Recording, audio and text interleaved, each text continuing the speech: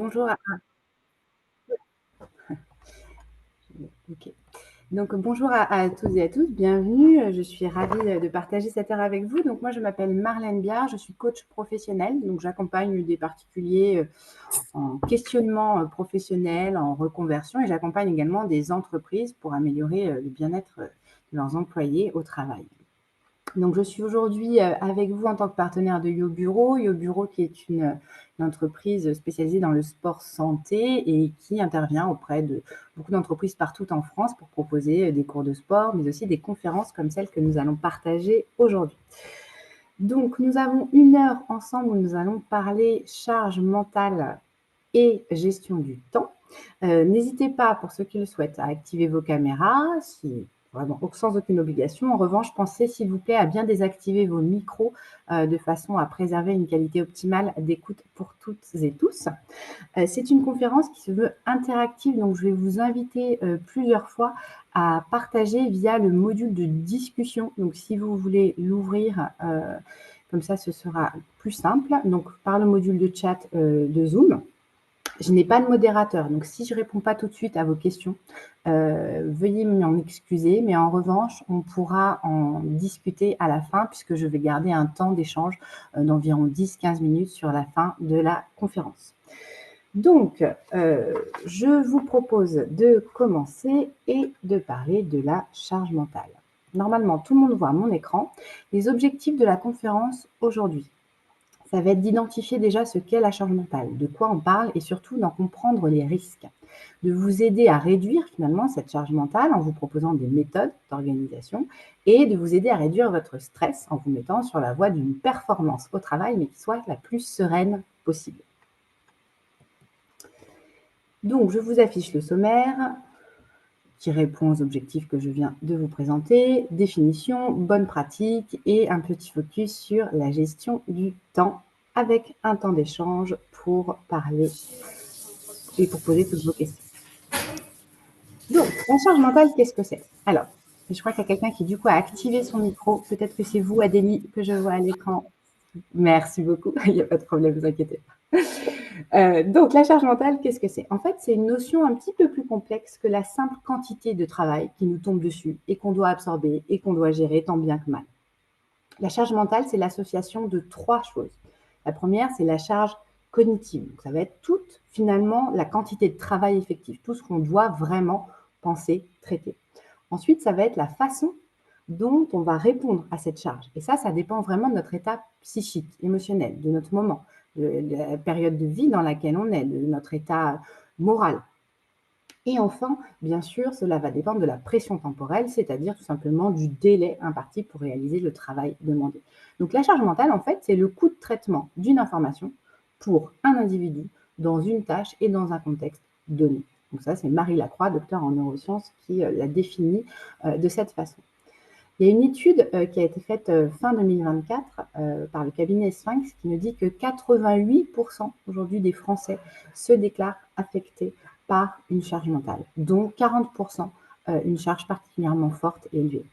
Le profil un peu des personnes qui sont affectées par la charge mentale, c'est souvent des actifs et en fait, il y a un genre d'accélérateur qui va être en fait des responsabilités professionnelles. Donc, si on cumule responsabilité professionnelle et responsabilité familiale, on a beaucoup plus de chances d'être atteint par la charge mentale.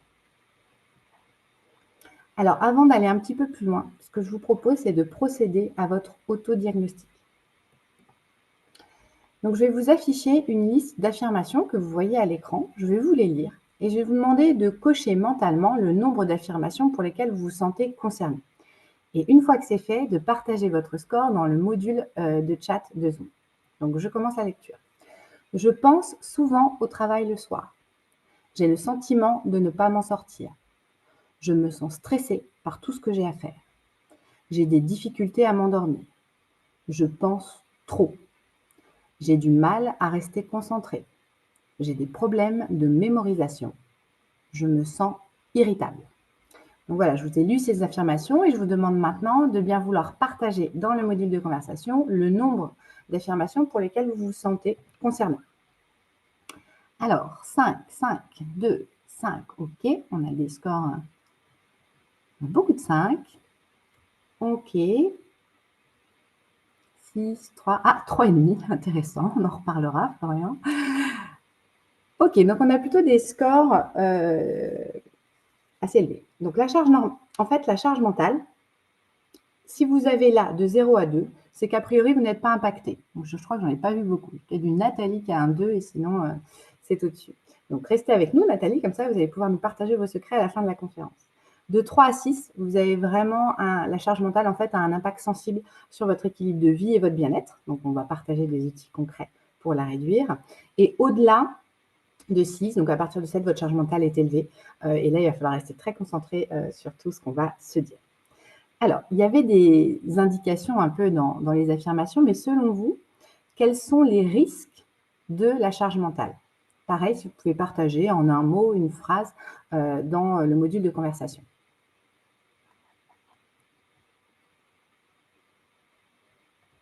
Burn-out, oui. Burn-out, épuisement, absolument. Dépression, surmenage, inefficacité, oui, absolument. Anxiété. Burn-out, dépression, agressivité, perte de confiance, maladie, oui, absolument. Aujourd'hui, en fait, les risques, ils sont de plusieurs ordres. Vous pouvez continuer si vous voulez à partager dans les modules. Ils sont d'ordre bien sûr cognitif. Donc on va avoir, vous l'avez dit, des difficultés de concentration, des difficultés de mémorisation, des difficultés de priorisation et même de prise de décision. Donc ça peut entraîner, comme certains l'ont dit, une certaine inefficacité et de l'anxiété, bien évidemment. Les risques aussi vont être d'ordre physique. Épuisement, douleur. On peut commencer à avoir par exemple des maux de tête plus réguliers, des douleurs dans les cervicales, dans le dos. On va avoir des troubles du sommeil. Donc vraiment d'ordre physique. Et enfin, émotionnel, vous avez été très nombreux bien sûr à le mentionner, du stress, de l'irritabilité, du découragement. Ça peut en effet avoir des effets de perte de confiance. J'ai vu que quelqu'un l'avait mentionné. Et le stress, on connaît les impacts très néfastes du stress sur la santé et notamment aussi sur la sphère relationnelle. C'est-à-dire que tout ça, mis ensemble, ça peut nous amener à être de plus en plus irritables et donc détériorer finalement nos relations avec nos proches ou au travail. Donc, si la charge mentale est trop élevée, si on passe finalement presque en surcharge mentale, là, on va vraiment vers des risques en effet d'épuisement professionnel ou de burn-out. Donc, il est très très important de l'identifier et de mettre en place des mécanismes pour éviter d'être surchargé. Et j'ai vu beaucoup de personnes qui parlaient, voilà, conflit, divorce. En effet, la charge mentale, elle peut bien entendu avoir de gros impacts sur sa vie personnelle. Ce n'est pas que professionnel, bien évidemment. Alors, je voudrais partager avec vous des facteurs aggravants de la charge mentale et donc on verra après comment s'en prémunir. On est aujourd'hui dans une société où on est tout le temps sollicité, sursollicité et notamment de manière numérique. On a une surabondance d'informations, principalement grâce à l'accès à Internet, grâce à notre fameux téléphone qui ne nous quitte plus. Donc, accès aux médias sociaux, à nos mails, quand on est à la maison ou ailleurs, en tout cas qu'au travail. On a accès à des newsletters, on est finalement systématiquement confronté à de l'information, bombardé en tout cas par une quantité écrasante d'informations, de notifications et de stimuli visuels. Il y a une étude qui a été faite par un observatoire de l'infobésité qui nous dit que 70% des collaborateurs aujourd'hui interrompent leurs tâches quand surgit une notification. Donc c'est assez énorme et ça contribue tout ça en fait à la charge mentale parce qu'en fait notre cerveau n'est pas fait pour traiter autant d'informations en même temps. Plusieurs études s'accordent à dire qu'on est capable de retenir, de traiter à peu près 7 éléments sur une donnée limitée. Donc vous voyez que quand on a énormément d'infos qui nous viennent de toutes parts, notre cerveau en fait va bugger tout simplement et on va ressentir de la fatigue, du stress, de l'irritabilité. Et bien sûr, ça va avoir un effet sur notre concentration, sur notre productivité, sur une prise de décision qui va être d'autant plus difficile. Donc au travail, la multiplication des canaux de communication, elle participe à cette infobésité. Aujourd'hui, il n'y a pas que le mail. On a des outils comme Zoom par exemple, Teams, donc des messageries instantanées. On a également des fois des intranets avec des réseaux sociaux aussi d'entreprise, parfois même des groupes WhatsApp. Donc tout ça en fait vient rajouter à cette infobésité. Donc finalement, c'est comme si vous vous imaginez là, vous êtes à votre bureau et je viens me mettre derrière vous et toutes les 2 minutes, je vais vous interrompre sur ce que vous êtes en train de faire. Donc je vais vous dire: «Eh, vous n'auriez pas 5 minutes, pour regarder, le dossier, X? Et votre réunion démarre dans 1 heure». Je vous laisse à peine vous reconcentrer et je reviens. «Ah, le prix, de la doudoune Cézanne taille 40 a diminué de 105 € à 85 €. Faudrait peut-être songer à l'acheter». Je vous laisse vous reconcentrer et je reviens. «Oh, Monique a mis à jour sa story sur Instagram». Je vous laisse vous reconcentrer et je reviens. Un petit groupe WhatsApp, celui qu'on préfère en général, les parents d'école. Qui c'est qui peut m'envoyer les devoirs pour demain?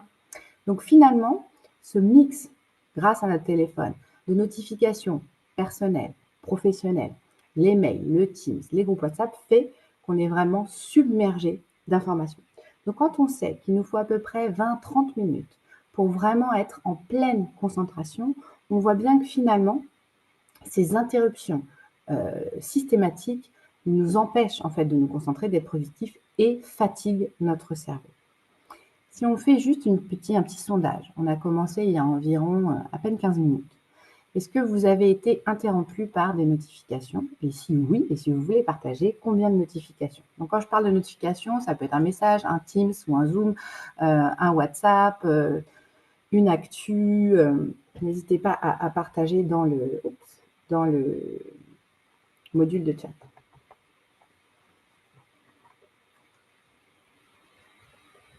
Une seule. Gagner en 10 minutes, ok, c'est raisonnable. Les autres, est-ce que vous avez été interrompu?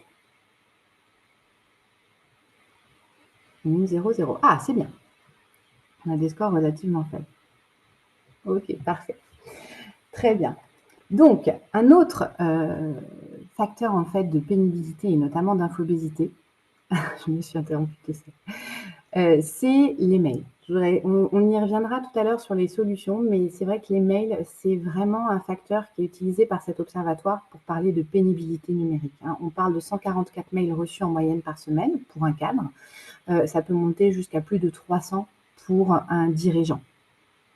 Donc, c'est vraiment des facteurs de pénibilité.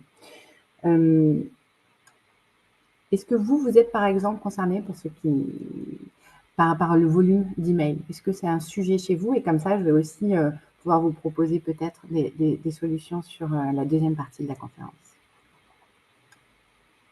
N'hésitez pas à m'en faire part dans le module de conversation. Autre facteur aggravant, ça va être le multitâche, donc multitasking par exemple. Faire plusieurs choses à la fois, interrompre une tâche pour en faire une autre. Dans cette société, on en parlait, hein, de l'instantanéité, on est poussé à aller toujours plus vite et à gérer plein de choses en même temps. En réunion, donc par exemple en visio, qui ne traite pas ses mails en même temps, répond à un message. On est de plus en plus poussé à traiter plusieurs choses en même temps. Et en fait, contrairement à ce qu'on peut penser, mener plusieurs tâches de front, ça ne vous fera pas gagner du temps. Bien au contraire. En fait, votre cerveau n'est pas conçu, encore une fois, pour être en permanence aux aguets.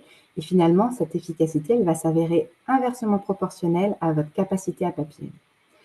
Il y a David Meyer, qui est professeur de psychologie à l'Université du Michigan, qui a fait une étude sur le multitâche, donc sur le fait d'accomplir plusieurs tâches à la fois.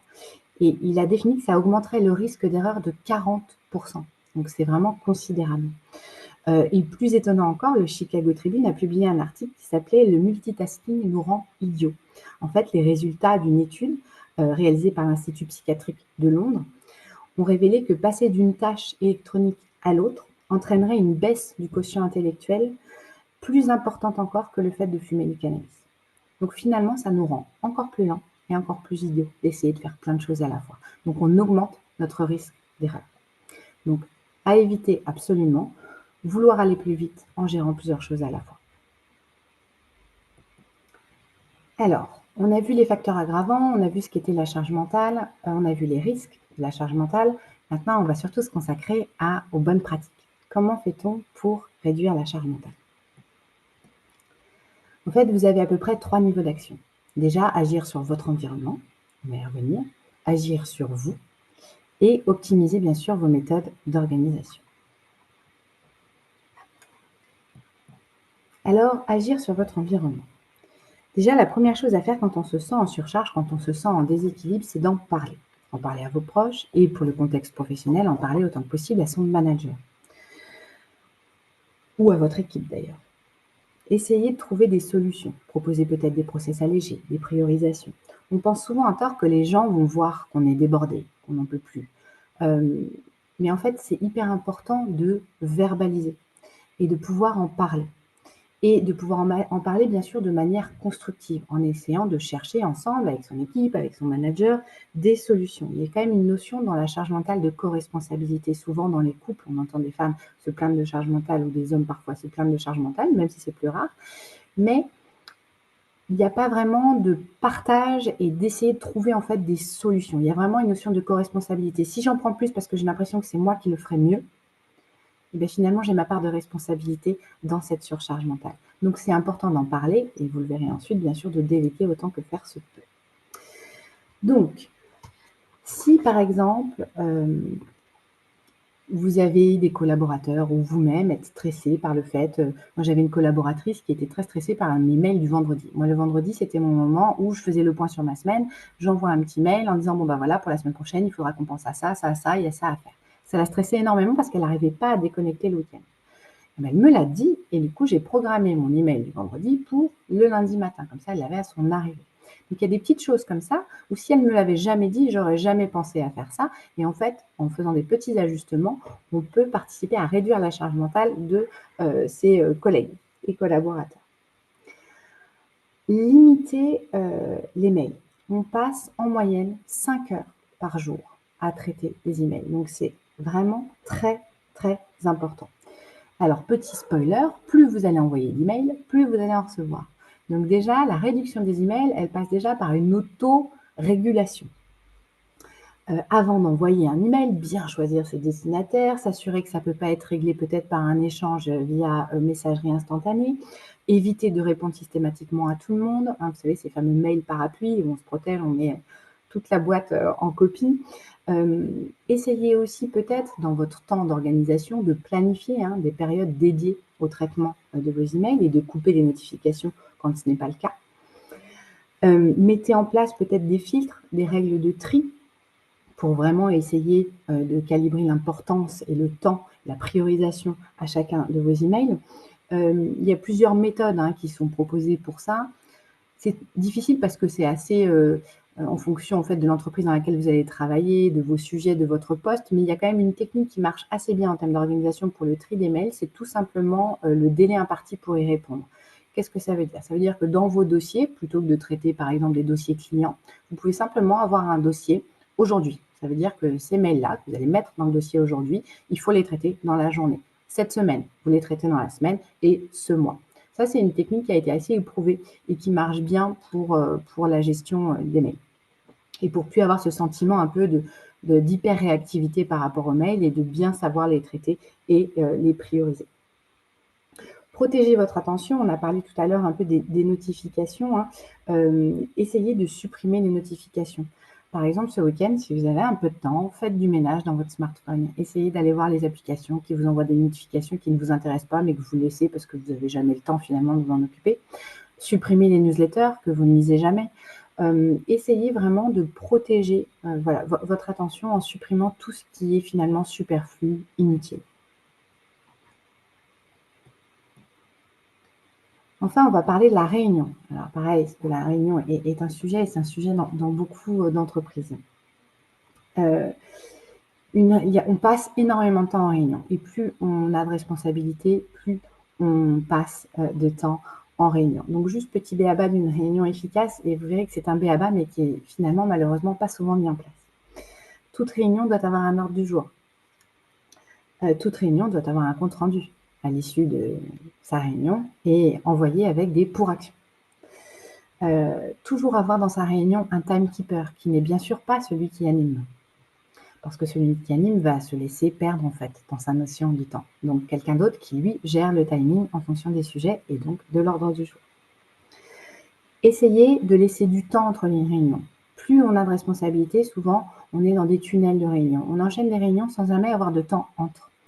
une solution toute simple, c'est peut-être déjà de réduire, de ne pas faire 1 heure pour faire 1 heure, mais déjà de réduire le temps de réunion classique à 45 minutes.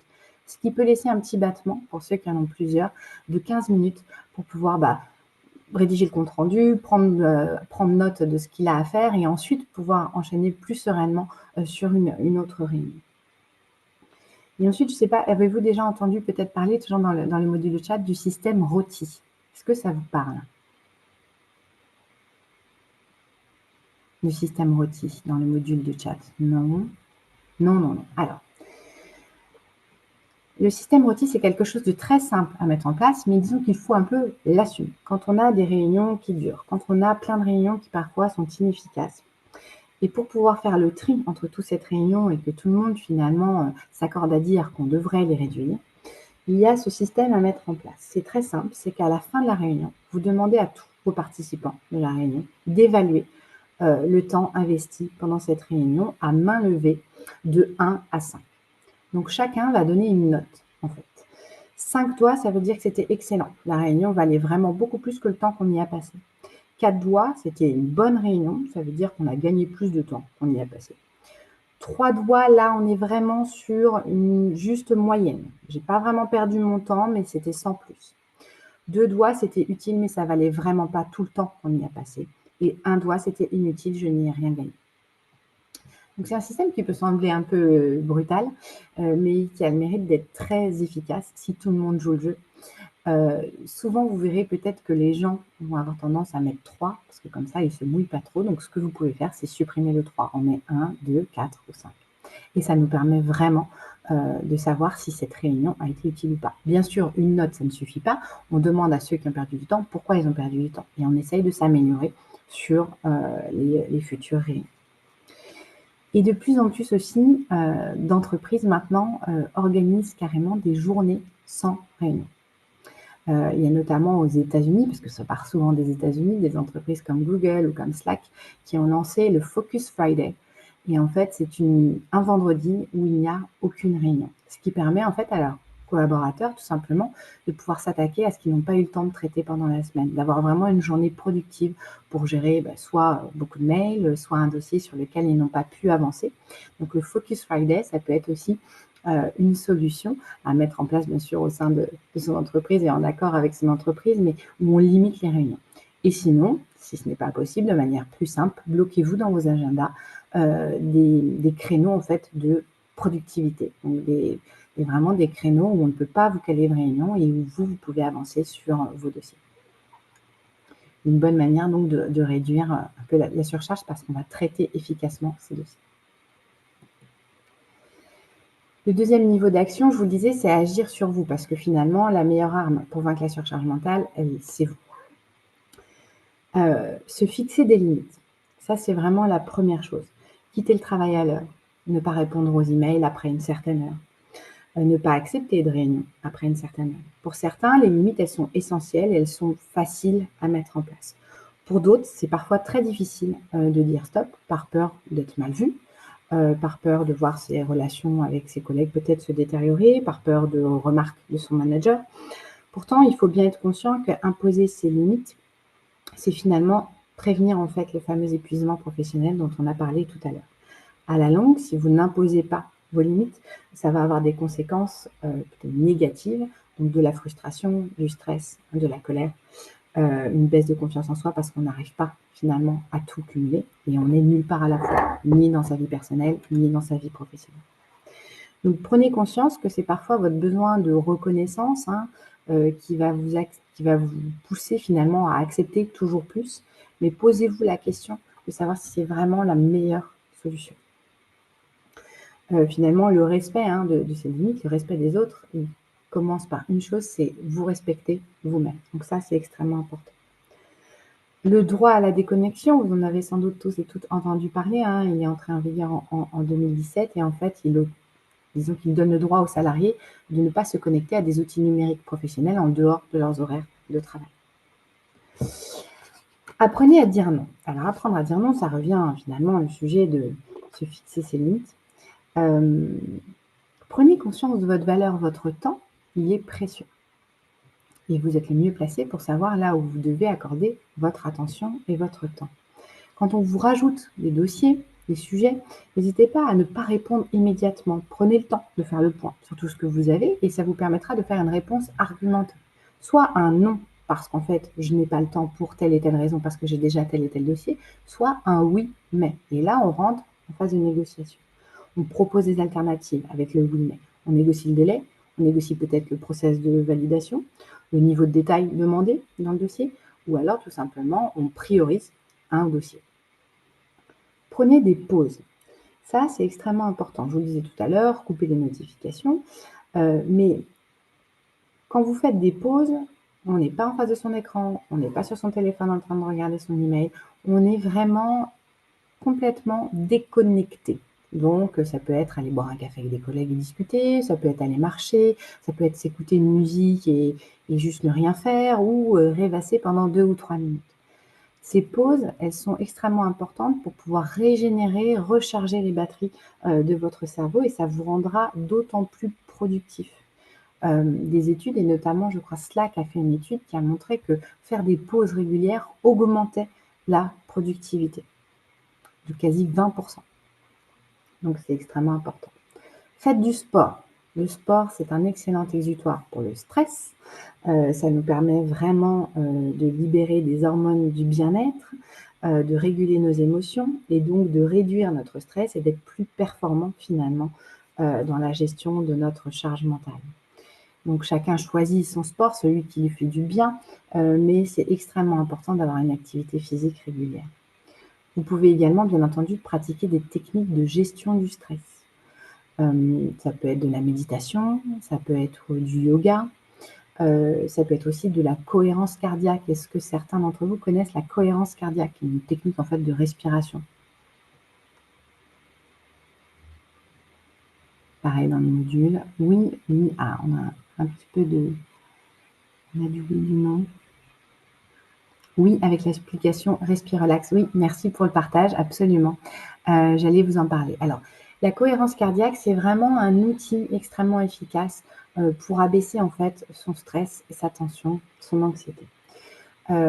C'est une technique de respiration toute simple. Vous allez en fait inspirer pendant 5 secondes, expirer pendant 5 secondes et vous le faites pendant 5 minutes. Si vous le faites 3 fois par jour, tous les jours, vous allez voir qu'à long terme, ça va améliorer votre concentration, votre sérénité, votre sommeil et réduire votre anxiété et votre stress. Donc c'est extrêmement efficace. Si vous le faites régulièrement, mais même si vous avez par exemple un événement un peu stressant, une réunion importante, mais vous le faites juste 5 minutes avant la réunion et vous allez ressentir tout de suite un apaisement. Ah, je vois que vous l'avez eu dans un webinaire SK. Eh bien, parfait. Et donc, en effet, l'application Respire Relax, hein, vous pouvez l'utiliser pour vous initier à cette technique. Enfin, troisième niveau d'action, agir sur son organisation. Donc déjà, essayez de cultiver un équilibre entre votre vie professionnelle et votre vie personnelle. C'est extrêmement important d'avoir une attention équilibrée à nos deux sphères, en planifiant aussi des moments de détente, de loisirs avec ses proches, en famille, avec ses amis. En fait, un équilibre sain, ça va vous permettre de maintenir un bien-être global et donc de réduire cette sensation de charge mentale. Vous pouvez, n'hésitez pas en tout cas à planifier dans votre agenda, au même titre que vous planifiez vos réunions, vos temps justement de déconnexion, vos temps personnels. Et vraiment, engagez-vous à respecter ces temps au même titre que vous le feriez pour une réunion. Fixez-vous des objectifs, vous savez, ces fameux objectifs SMART, hein, donc des objectifs mesurables, atteignables, pertinents et définis dans le temps. En vous donnant en fait une structure claire, vous allez pouvoir vous concentrer sur les actions à mettre en place pour atteindre des objectifs et donc ça va réduire ce sentiment un peu d'être débordé et d'être dispersé. Parce que fixer des objectifs, ça vous oblige à élaborer des plans d'action pour les atteindre. Et cette planification, elle va vous permettre finalement d'anticiper les étapes, les ressources nécessaires et de déterminer des délais appropriés. Donc ça contribue finalement à une meilleure organisation et à un sentiment un peu de satisfaction et d'accomplissement quand on a enfin coché notre objectif. Ça va également renforcer votre confiance en vous quand vous allez atteindre ces objectifs et du coup, vous allez vraiment pouvoir formaliser, verbaliser ce sentiment de progression. Et ça va venir finalement réduire votre stress mental et au contraire augmenter votre confiance en vous. Et on arrête d'être submergé par cette sensation d'être toujours submergé par une charge de travail apparemment sans fin. Je voulais aussi vous parler d'un concept qui s'appelle l'illusion de la planification. Je ne sais pas si vous en avez déjà entendu parler, on a tous tendance à surestimer en fait notre rythme de travail et en tout cas le temps nécessaire pour réaliser une tâche ou un projet. Je ne sais pas si ça vous est déjà arrivé de promettre une date, un projet et finalement de vous rendre compte la veille qu'en fait vous ne tiendrez jamais cette échéance. Si oui, en tout cas, vous n'êtes pas seul. L'illusion de la planification, c'est un concept qui a été trouvé par 2 chercheurs, Daniel Kahneman et Amos Tversky. Et en fait, il nous montre qu'on surestime systématiquement le temps.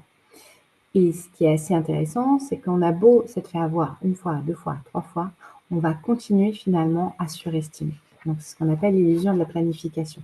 Alors, pour ne pas se retrouver justement submergé et piégé, par cette illusion de la planification, n'hésitez pas à confronter votre estimation à vous, de temps, à d'autres avis. Et vous faites une moyenne entre les pronostics optimistes et les pronostics plus pessimistes. Et en fait, vous prenez du coup des marges de sécurité. Ça vous évitera encore une fois d'être débordé.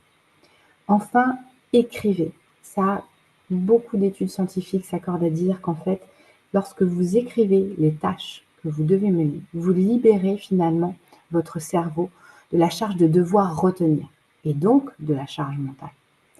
Parce que si lui, il doit travailler toujours en fond en disant: «Ah, il ne faut pas que j'oublie de faire ci, il ne faut pas que j'oublie de faire ça, il ne faut pas que j'oublie de ça» et en fait, il fatigue. Alors que si vous le notez, c'est OK, ça c'est noté, je peux passer à autre chose et traiter autre chose. Donc vraiment, ça réduit drastiquement, le stress mental et ça vous permet de vous concentrer davantage sur l'accomplissement des tâches plutôt que sur le fait de vous rappeler tout ce que vous devez faire. Donc écrivez. Vous pouvez vous faire une to-do list, bien évidemment et au fur et à mesure que vous allez cocher vos cases, pareil, il va y avoir ce sentiment aussi de bien-être et de dire: «Ah, j'ai accompli ce que je devais faire».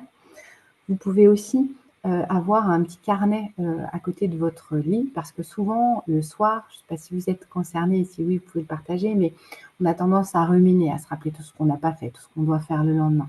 Ça, c'est terrible parce que ça peut vraiment impacter votre qualité de sommeil.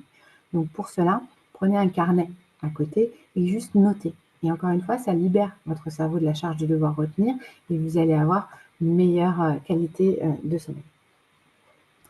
Bien sûr, les to-do list, elles ne sont efficaces que si elles sont mises à jour régulièrement, bien organisées et qu'elles ne sont pas surestimées, surchargées de choses qu'il ne faudrait pas faire. Mais c'est un outil extrêmement utile. Voilà pour l'organisation.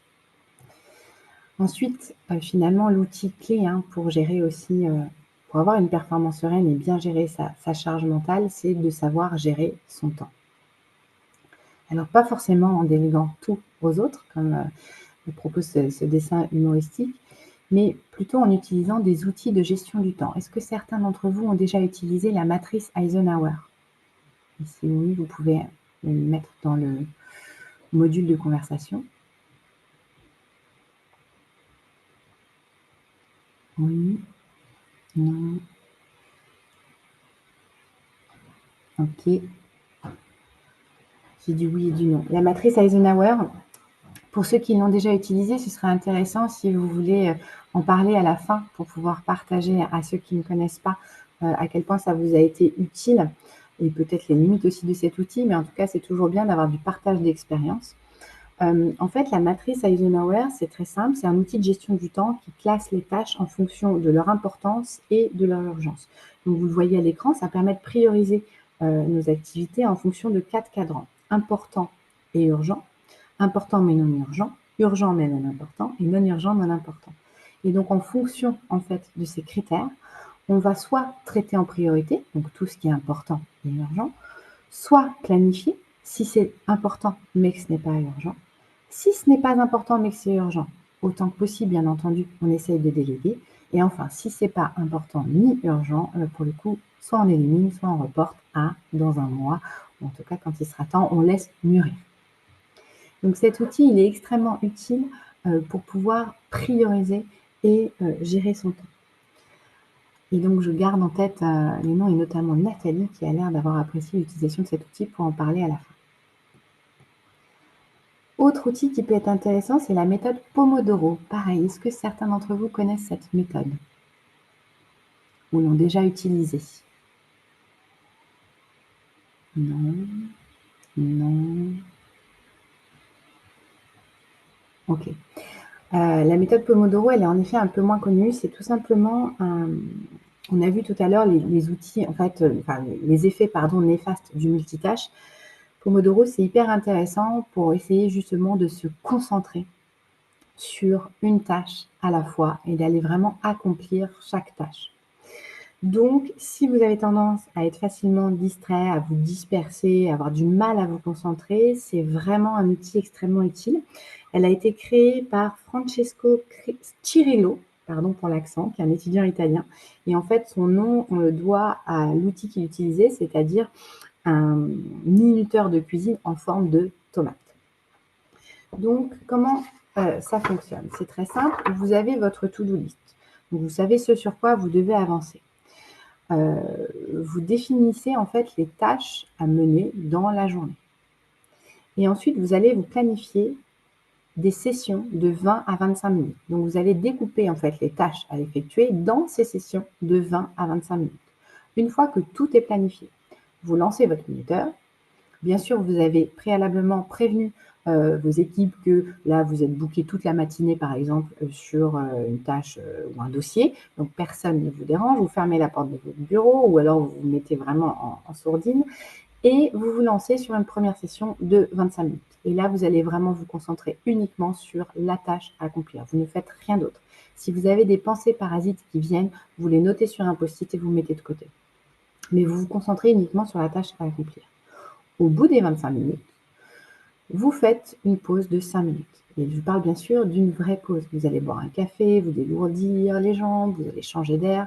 Vous faites quelque chose qui n'est bien entendu pas connecté. Vous ne regardez pas vos mails pendant cette pause. Vous ne répondez pas à un message instantané. Vous allez vous aérer. Et ensuite, vous recommencez. Vous replanifiez votre séance de 25 minutes, vous vous concentrez sur la tâche et vous refaites une pause de 5 minutes. Vous pouvez aller jusqu'à 4 sessions comme ça de travail et ensuite vous faites une plus longue pause qui peut aller de 15 à 30 minutes après 2 heures de travail. Cette méthode, elle est vraiment très très très efficace pour pouvoir planifier son temps, planifier ses tâches et les accomplir dans un temps donné où on est extrêmement concentré et productif. Donc, je vous conseille vraiment de la tester pour celles et ceux qui ne la connaissent pas. Vous allez voir, ça peut être aussi, par exemple, les fameux mails. J'ai vu que certains d'entre vous avaient beaucoup d'emails. Vous pouvez aussi planifier tout simplement la gestion de vos mails à ce moment-là, ou alors des dossiers administratifs. Mais en tout cas, découpez-les en tâches et essayez de vraiment vous tenir à cette méthode.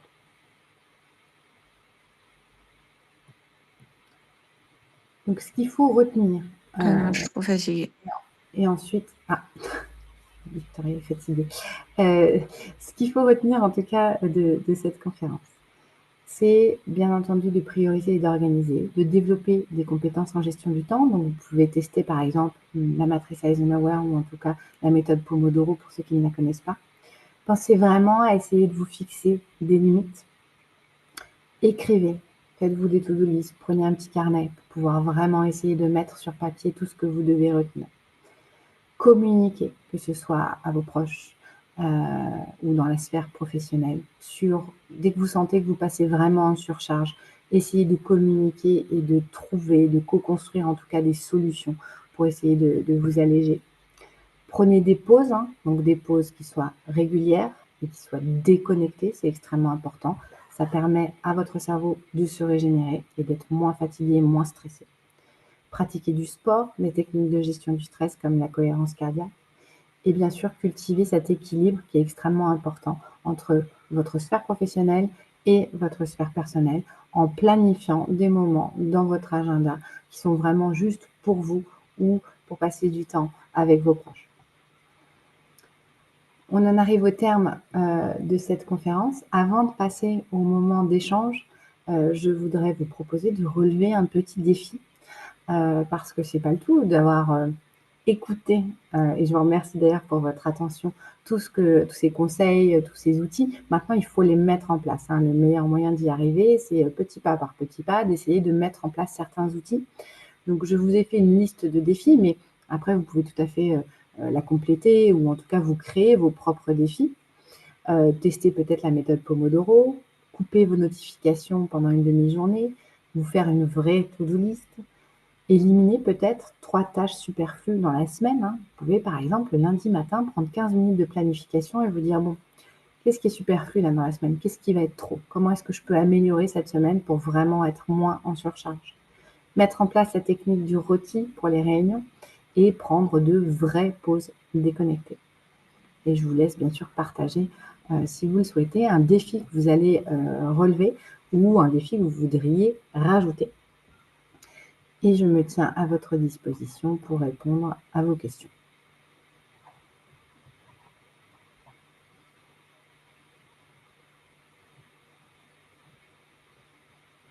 Alors, je vois que j'ai un commentaire. Faire une longue pause de 15-30 minutes après 2 heures de travail ne me paraît pas nécessaire. J'arrive heureusement à me reconcentrer après une pause de 5 minutes. Très bien. On peut revoir le dernier diapo. Oui, bien sûr. Je vais vous le remettre tout de suite. Celui-ci, sur les défis? Super. Je vous le laisse. Alors, est-ce que certains d'entre vous ont des questions ou est-ce que certaines d'entre vous ont des outils, des astuces qu'ils souhaiteraient partager sur leur façon à eux, en tout cas, de gérer la charge mentale ou aussi de gérer son temps? Peut-être une méthode dont on n'a pas parlé ou revenir sur une méthode dont on a parlé et qui a été efficace pour certains. Je crois que c'est Nathalie qui avait utilisé la matrice Eisenhower. Est-ce que vous voulez en dire un mot? Oui, bien sûr, je pense que vous pouvez ouvrir votre micro, Ramata, si vous le souhaitez. Alors, je ne vois Bonjour. pas les mains levées, etc. Donc, ouvrez votre micro directement et on s'en sortira comme ça. Allô, oui. Oui, bonjour. Bonjour. Tout d'abord, merci pour cette présentation très complète. Je me suis Je vous en prie. inscrite parce que c'est vrai que ces derniers temps, je me sens très, très surchargée. D'accord. Donc, j'ai appris beaucoup de choses. Je voulais savoir concernant la to-do list, donc ce que vous avez dit concernant la gestion du temps, je me reconnais beaucoup parce qu'en fait, avant de faire des to-do, dans ma tête, le matin, je me levais et je me disais que je vais pouvoir faire énormément de choses. Et maintenant que je fais ma to-do, je me rends compte qu'en fait, la manière dont je vois le temps, ça ne se passe pas du tout comme ça. Je prends des fois 2, 3 heures à faire certaines choses. Et donc, il y a vraiment cette notion de temps où je vous rejoins. Ma question, c'est faire les to-do list, c'est quelque chose qui m'aide beaucoup. Je le fais la veille au soir ou sinon le matin au réveil. Mais il y a des fois où j'ai l'impression que cette to-do list aussi, elle devient trop centrale. Et des fois, même les week-ends où j'essaie de déconnecter, je me mets à faire une to-do list parce que j'ai Ah peur oui. de ne pas m'organiser. Comment faire? En fait, je pense que je deviens trop. En fait, à force de vouloir bien organiser et ne plus être Mmh. anxieuse et stressée par rapport à ce que j'ai à faire, je m'organise beaucoup. Mais là, j'ai l'impression d'être dans la surorganisation. C'est un peu compliqué. Oui, absolument et en effet, hein, c'est un peu la dérive parfois, comme vous le dites très bien, c'est une surorganisation et alors, finalement, du coup, vous ne pensez aussi qu'à ça, et en fait, ça a un peu l'effet inverse de ce qu'on attend. Vous pouvez peut-être voir aussi comment vous organisez votre to-do list. Par exemple, la scinder en 3. Tout ce qui est urgent, tout ce qui est à faire, mais qui peut être fait, par exemple, dans la semaine et tout ce qui peut attendre. Donc à ne pas oublier, par exemple. Et ça va vous permettre un peu de se dire: «Bon, finalement, en urgent, j'ai peut-être pas grand-chose de ce que je dois faire aujourd'hui» et avoir cette vision justement du temps qui va être peut-être plus, légère, en tout cas.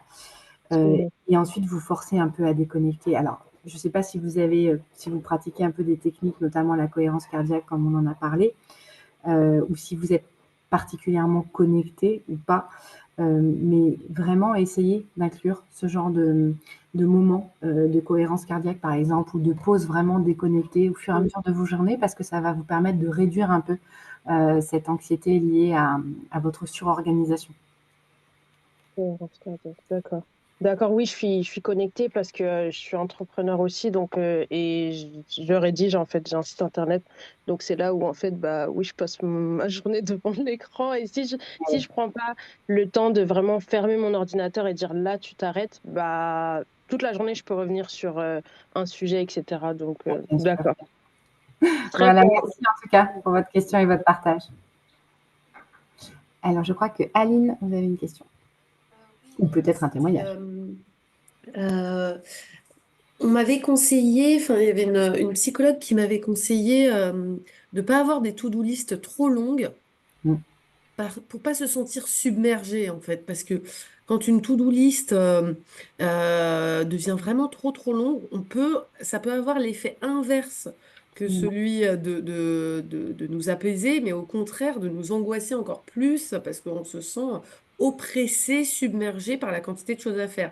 Donc les to-do list, je trouve ça bien, mais il faut essayer de limiter la to-do list à 3 à 5 éléments, essayer de ne pas aller au-delà. Euh, et le conseil, effectivement, de prioriser entre urgent, pas urgent, important, pas important, etc. Mais voilà, Oui, vous avez en tout faire à fait raison. plusieurs, mais voilà, c'est important de ne pas avoir des to listes trop longues. Ouais, c'est important qu'elles soient pas trop longues et c'est pour ça, comme je vous le disais un peu plus haut, qu'elles doivent être liées en fait à des objectifs. Parce que ça permet aussi finalement de structurer et de vraiment se concentrer sur ce qu'il y a de plus important. Mais je suis tout à fait d'accord avec vous, une liste à rallonge, au contraire, elle va avoir un effet contre-productif de se dire oh là là, mais comment je vais réussir à faire tout ça. Donc toujours relier sa to-do list à des objectifs importants qui soient atteignables, qui soient mesurables, qui soient définis dans le temps. Et ensuite de ça, essayer de les trier en fonction de leur degré d'urgence et d'importance. Oui, programmer son téléphone en mode détente. Juliette, merci en effet du partage. Tout à fait. Vous pouvez désactiver les applications à partir d'une certaine heure. Et ça, c'est extrêmement bénéfique pour ne pas se laisser avoir par les notifications, par plein de choses et nous permettre vraiment de déconnecter. Alors, écrivez. Ah, pardon, je vois que j'en ai loupé. Utilisez Notion. Oui, Notion, c'est un très bon outil. Donc, vous avez Notion, Trello, Asana. Vous avez plein d'outils pour l'organisation, la gestion des tâches. Supprimer TikTok, Instagram, en effet. Ça, c'est des gouffres pour perdre son temps. On a l'impression qu'on y va pour 5 minutes et puis en fait, on relève la tête, on y a passé une demi-heure. Hein. Donc, à scroller, à scroller, à scroller.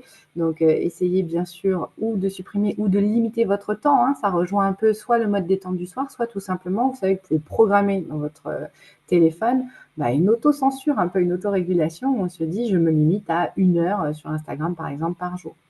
Et quand on arrive au bout de l'heure, l'application se coupe. Alors, écrivez, Mathilde nous partage. Dans la sphère familiale, on utilise une application commune. Le planning est connu de tous. On note au fur et à mesure les dates, etc. Ça libère vraiment l'esprit. En tout cas, ça a bien marché pour moi. Oui, super. Absolument. Très bonne chose. Et ça, c'est intéressant. Hein. Tout à l'heure, je vous parlais de co-responsabilité. Donc, le fait aussi d'en parler, que tout le monde partage les mêmes outils, c'est une excellente façon aussi de réduire sa charge mentale. La sophrologie, un très bon outil pour se relaxer. Oui, en effet. Merci Sabine. Sophrologie, un très bon outil en effet.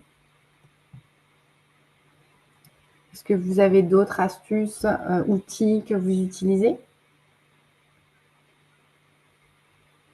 Ou est-ce que vous avez d'autres questions ou témoignages? La marche active. Oui, donc ça après c'est vraiment en fonction de ce que vous aimez faire, hein, de votre sport. Courir, marcher.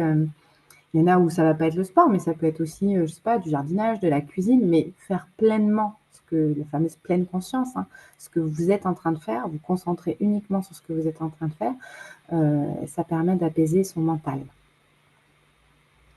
Oui, Aline. J'ai réduit mon temps de travail depuis que je suis maman et Ouais, je travaille à 90%. d'accord. Et du coup, j'ai une après-midi par semaine, pas pour m'occuper de ma fille, hein, mais pour faire ce que j'aime. Voilà, tout Ah, super. simplement. Et du coup, et j'essaye, enfin voilà, c'est pas une après-midi pour faire du ménage, c'est pas une après-midi pour faire les courses, c'est une après-midi où Alors moi, j'adore faire des expos, visiter des musées ou faire de la peinture en plein air. Et du Ouais. coup, bah voilà, tous les mercredis après-midi, euh, ça me permet vraiment de déconnecter et de faire quelque chose qui m'épanouit de façon solo, quoi. Mm. Mais bravo, parce que il y a peu de personnes qui arrivent à mettre en place ça. Et en effet, souvent, on a tendance à se dire, ah ben ouais, c'est bon, j'ai une demi-journée. Bon, bah, je vais faire les courses parce que j'ai pas eu le temps de les faire. Je vais faire autre chose. Je vais m'occuper de mon enfant.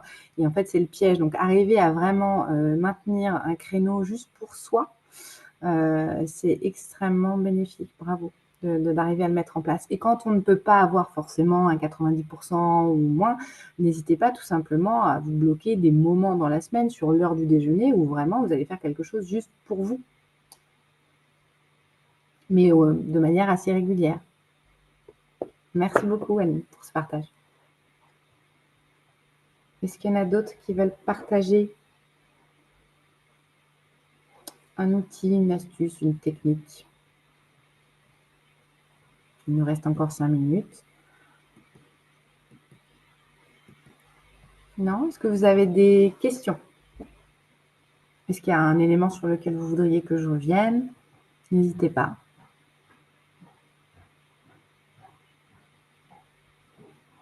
Bon, a priori, on est bon. Ah, attendez, je crois que je vais voir. Gérer les demandes sans échéance en fonction des relances. Pas de relance égale pas important. Ah oui, ça peut être une technique de tri, alors absolument. Merci à vous. Écoutez, merci beaucoup. S'il n'y a plus de questions, je mets fin à cette conférence. Je vous souhaite une excellente après-midi. J'enverrai de toute façon la présentation à Alix qui pourra vous le partager. Et comme Alix vous le disait en début de conférence, le replay sera disponible sur votre chaîne. Donc, je vous souhaite une très, très bonne journée. Merci beaucoup. Merci. Merci à vous aussi. Merci beaucoup. Au revoir.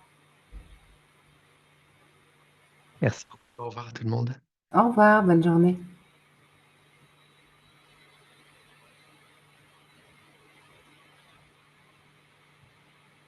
Alix, je reste avec vous jusqu'au bout.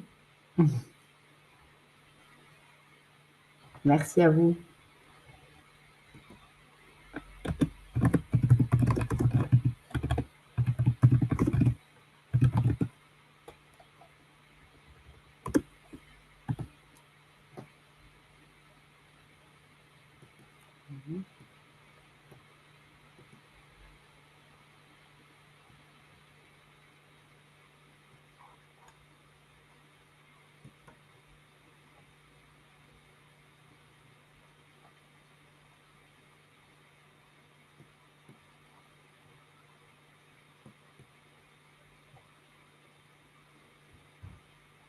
Alix, est-ce que vous êtes encore connecté?